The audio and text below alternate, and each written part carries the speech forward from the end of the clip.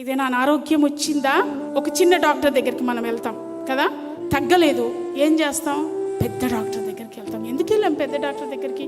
అక్కడికి వెళ్తే డబ్బులు ఎక్కువైతాయా?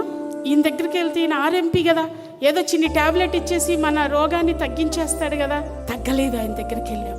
అప్పుడు పెద్ద డాక్టర్ దగ్గరికి వెళ్తాం. ఆయన అంటాడు 1,50,000 రూపాయలు అవుతాయి. అప్పుడు ఏం చేస్తాం? ఓకే డాక్టర్ గారు, 1,50,000 ఏంటి, 2 లక్షలు ఇస్తాను, సర్జరీ చేయండి. సర్జరీ వద్దంటే, ఖండితమైన వాక్యం మనం ఇష్టపడకపోతే నీ రోగం నీలోనే ఉంటుంది.